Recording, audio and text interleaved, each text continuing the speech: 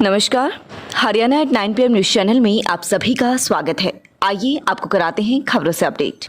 गुरुकुल वरिष्ठ माध्यमिक विद्यालय मटिंडा में शनिवार को वार्षिक खेल प्रतियोगिता का आयोजन किया गया, जिसमें विद्यालय की जूनियर विंग के विद्यार्थियों ने हिस्सा लेते हुए अपनी खेल प्रतिभा का प्रदर्शन किया।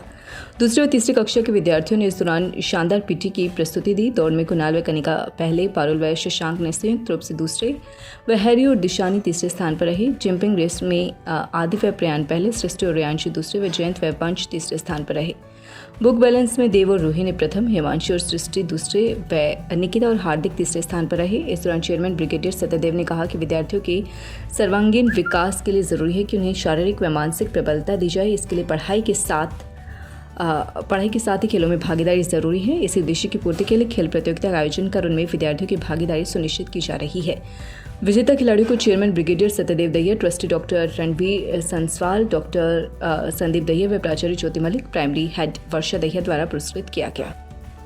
कल्पना चावला विद्यापीठ में महर्षि दयानंद सरस्वती की जयंती पर यज्ञ का आयोजन आचार्य सत्यदेव आर्य के द्वारा किया गया। वहां पर विद्यालय निदेशक धर्मराज खत्री, संस्कृत अध्यापक विजेंद्र सिंह व विद्यार्थी उपस्थित थे। आचार्य जी ने यज्ञ के महत्व पर प्रकाश डाला। इस उपलक्ष्य पर विद्यार्थियों को बताया गया कि महर्षि दयानंद सरस्वती का जन्म 26 फरवरी 1824 को गुजरात के टंकारा में ब्राह्मण परिवार में हुआ था। इसके पिता का नाम अंबा शंकर तिवारी था। वह एक टैक्स कलेक्टर थे। उनकी माता का नाम अमृत बाई था। वे एक गृहिणी और धार्मिक महिला थी।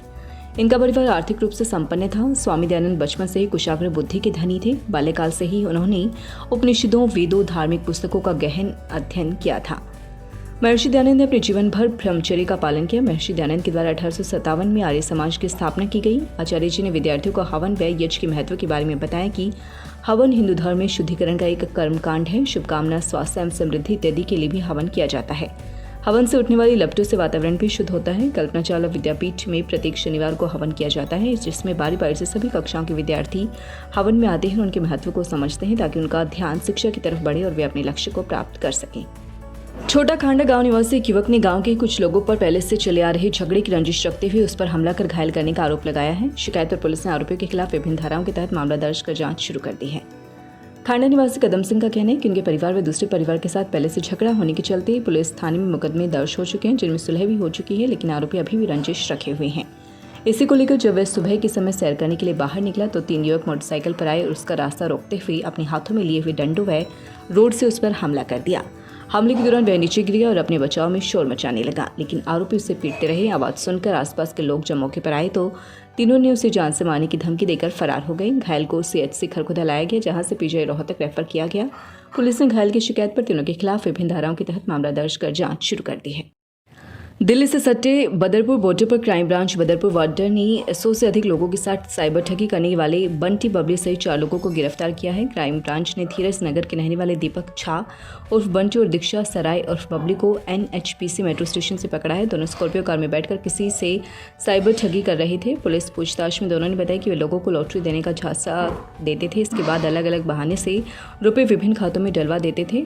आरोपी बैंक कर्मी बनकर भी ठगी करते थे। अब तक आरोपी 100 से अधिक लोगों को ठगी का शिकार बना चुके हैं। इनमें दिल्ली NCR के भी कई लोग शामिल हैं। क्राइम ब्रांच ने संबंधित पुलिस को सूचना दे दी है।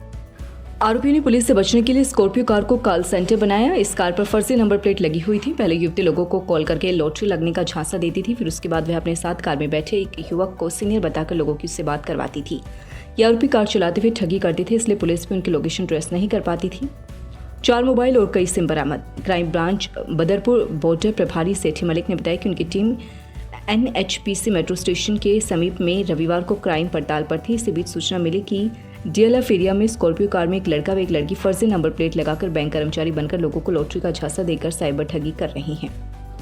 उन्होंने कई पुलिसकर्मियों को शामिल किया। टीम ने मौके पर पहुंचकर दोनों को कार समेत धर दबोचा। इसके साथ ही पुलिस ने उन दोनों साथियों को भी अरेस्ट किया। आरोपियों के पास से 4 मोबाइल, कई सिम और एक पेन ड्राइव बरामद की गई है। कॉल सेंटर में नौकरी करता था दीपक। पकड़ा गया आरोपी दीपक झा पहले कॉल सेंटर में नौकरी करता था, लेकिन कोरोना काल में उसकी नौकरी छूट गई। इसके बाद उसने मोबाइल रिपेयरिंग की दुकान खोल ली, लेकिन धंधा न चलने के कारण उसने साइबर ठगी का यह काम शुरू कर दिया, जो किसी को बैंक कर्मचारी बनकर लकी ड्रॉ का झांसा देकर किसी से कुछ बहाने से ठगी के चुंगल में फंसा लेता था। पुलिस के मुताबिक इस गिरोह में और भी कई लोग शामिल हो सकते हैं। उनके बारे में आरोपियों से पूछताछ की जा रही है।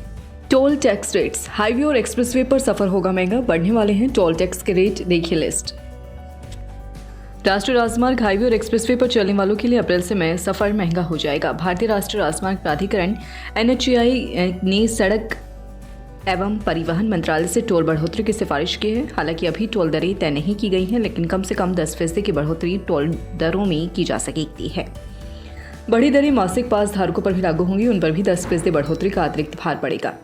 गुरुग्राम में खिड़की दोला टोल पर दिल्ली जयपुर हाईवे और गुरुग्राम दिल्ली एक्सप्रेसवे दोनों को संयुक्त टोल वसूला जाता है। इसके अलावा कुर्ली पलवल मानेसर केएमपी और फरीदाबाद रोड पर टोल वसूली होती है। तीनों की दरों में अंतर है।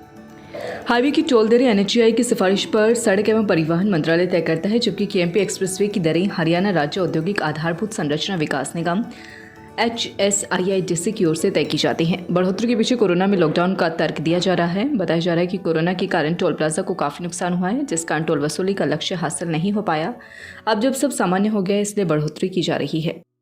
केएमपी यहाँ दूरी के हिसाब से टोल वसूली होती है। NHAIDC ने दूरी के हिसाब से वाहनों को श्रेणी में बांटकर दरें तय की हुई हैं। कार से प्रति किलोमीटर 1.35 रुपये, हल्के वाणिज्यिक वाहन LCV से 2.18 रुपये प्रति किलोमीटर तथा भारी वाहनों से 4.96 रुपये प्रति किलोमीटर की वसूली होती है, जिस वजह से यहाँ कार जीप से 30 से 205 रुपये तक, हल्के वाणिज्यिक वाहनों डबल एक्सेल बस ट्रक और इससे अधिक भारी वाहनों से 100 से 690 रुपये तक वसूले जाते हैं। अप्रैल से टोल की दरों में बढ़ोतरी की जाएगी। फिलहाल दरें कितनी बढ़ेंगी कहाँ नहीं जा सकता, दरें मार्च में तय कर ली जाएंगी। होलसेल प्राइस इंडेक्स WPI के अनुसार टोल दरें तय होंगी। टोल की दरें 10% से कम या ज़्यादा भी हो सकती हैं। Anish John, system manager, south Asian toll. Tulip Hospital, Sonipat, Department of Urology. We are excited to announce that a well-reputed senior doctor has joined us in Urology Department. Dr. Gaurav Singh Randhawa, laparoscopic uro-oncosurgeon. OPD timing morning 9 a.m. to 10 a.m., evening 1 p.m. to 7 p.m. from Monday to Saturday. Please contact 70-565-11111। लगातार खबरों से बनी रहने के लिए channel को like, subscribe और share जरूर करें। धन्यवाद।